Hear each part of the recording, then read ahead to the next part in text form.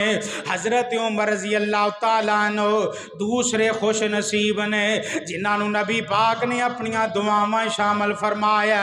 آپ دعا کریا کر دے اللہم اعز الاسلام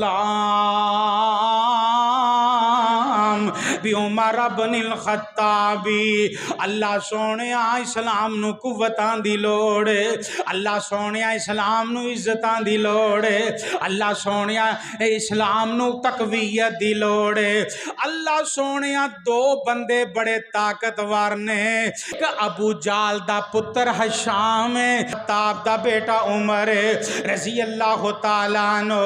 اللہ سونے انہاں دوواں دے ذریعے دے نال اللہ اسلام نو عزت عطا کر دے، اللہ اسلام نو تقویتاں دے دے.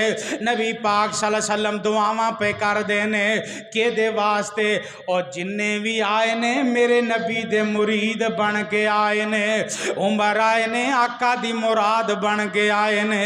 اللہ دے نبی نے دعاواں فرمائیاں. ایک اور حدیث اندر میرے آقا فرمان دے نے اللہم اعز الاسلام بعمر بن الخطاب خاصتاً. نبی پاک نے خاص کر کے حضرت عمر واسطے دعاواں فرمائیاں.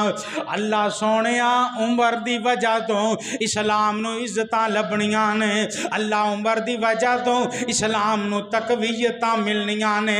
جدو جناب عمر کلمہ پڑھ کے مسلمان ہوئے 40 بندے تقریباً کلمہ پڑھ چکے سن، مسلمان ہو چکے سن.